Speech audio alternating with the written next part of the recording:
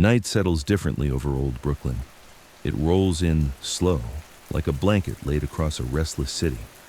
And somewhere beneath that blanket, in a tenement filled with shouting neighbors, cracked plaster, and the smell of boiled vegetables drifting through the hallways, a boy named Benjamin Siegel dreamed of escape.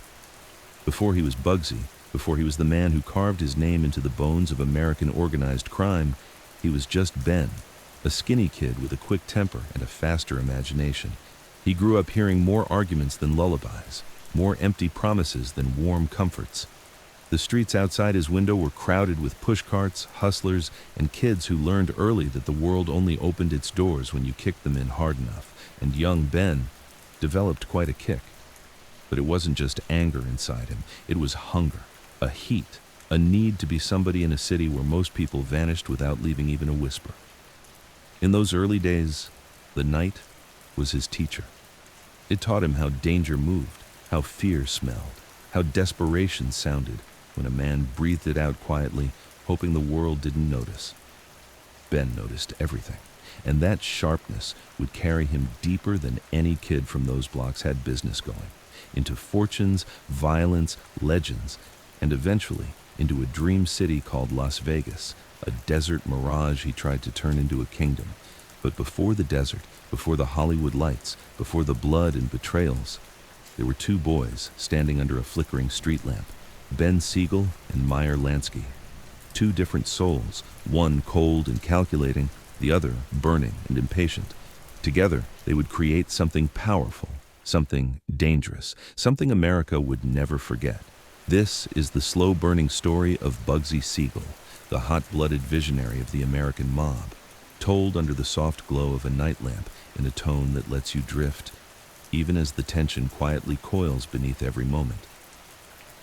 By the late 1920s, Brooklyn was a battlefield in everything but name. Bootleggers carved up blocks, gamblers built empires in cramped back rooms, and street kids became generals long before they ever grew mustaches. Ben Siegel fit right in. He and Meyer Lansky built their own outfit, efficient, smart, ruthless.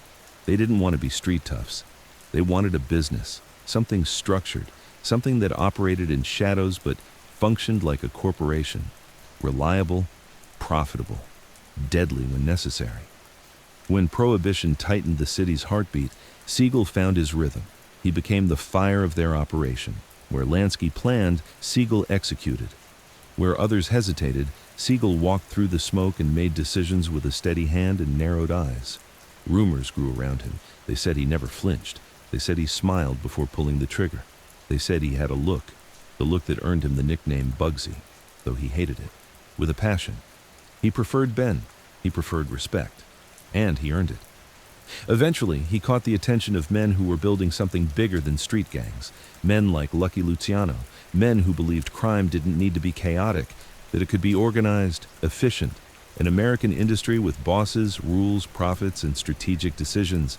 Siegel was perfect for that world, ambitious, charismatic, dangerous with purpose. Before long, he was working as an enforcer and planner for the newly forming National Crime Syndicate, a coalition of mob families whose influence crept across the country like a slow-moving shadow at sunset. He wasn't just a street enforcer anymore. He was a man with reach, a man whose decisions shifted money, power, and fate, a man who walked through the front doors of speakeasies wearing a crisp suit and a look that made crowds step back just a little. And as his power rose, so did his hunger. He wanted more. He always wanted more. And soon, circumstances would give him exactly that opportunity. First in Hollywood, then in the desert. Hollywood in the 1930s felt like a dream made of gold dust, palm trees, sunlight, money, and illusions. It was a place where people reinvented themselves, and Bugsy Siegel arrived determined to become someone impossible to ignore. He became the mob's man on the West Coast, controlling gambling, bookmaking, protection. He shook hands with movie stars, smiled for cameras, and carried himself like a leading man who simply happened to run rackets after sunset. He loved the limelight. He loved the attention. But his temper, that same fire from childhood, sometimes burned a little too hot. People feared him, but people also admired him. He was charming until he wasn't. generous until he snapped, a host, a friend, a threat. And behind all of that, he was stealing something from the West Coast underworld. Power. More than what the New York bosses had intended, more than they felt comfortable letting him have. But Siegel didn't care. He followed his instincts. He followed his excitement. And one day, excitement arrived in the form of a desert. A vast, empty desert in Nevada. Flat, silent, forgotten. Where the nights were so dark, they looked bottomless. And the days so bright, they washed the world clean. In that desert, Ben Siegel saw something no one else did. Las Vegas. A future empire. A city of neon and possibility, blooming out of the sand like a fever dream. He convinced the syndicate to fund a hotel, a luxury palace called the Flamingo. But the project swallowed money like quicksand. Costs ballooned, deadlines slipped, rumors spread. Was Siegel skimming? Was he incompetent?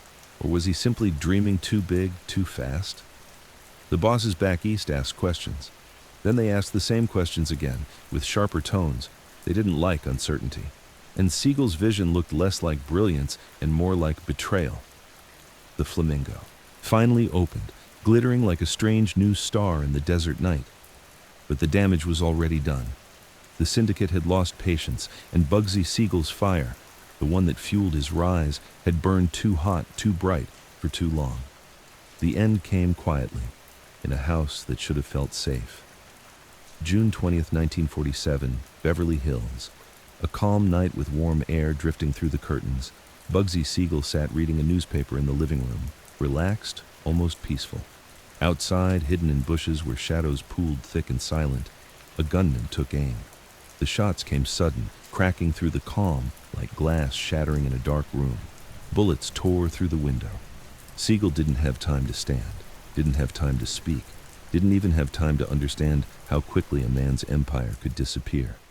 He died instantly, a flash of violence silencing a lifetime of noise. And somewhere far from that house, in back rooms filled with cigarette smoke, the syndicate leaders nodded quietly.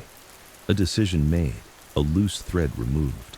Hours later, men loyal to the syndicate walked into the Flamingo and took control without a whisper of resistance. No chaos, no mourning, no shouts. Business simply moved on. Bugsy Siegel's dream didn't die with him, but his place in it did. Part 5. Legacy. If you drive through Las Vegas at night, you can feel him, not in a ghostly way, but in the energy, the glow, the ambition of a city that never sleeps. Bugsy Siegel didn't live to see Las Vegas become the capital of American fantasy, but his vision, his reckless, brilliant, dangerous vision, lives in every neon sign and every spinning wheel. He was a contradiction, a dreamer with a pistol, a romantic with blood on his hands, a man who saw paradise in a desert and tried to force it into existence. Some say he was reckless. Some say he was visionary. Both are true. What remains is a story whispered in low tones of power, heat, ambition, and consequence. A story that feels as if it should be told at night, slowly, softly, like the steady rhythm of a city drifting to sleep. And as Las Vegas shines through the darkness, a small part of its light still belongs to Bugsy Siegel, the hot-blooded dreamer who gambled everything to build a kingdom out of sand.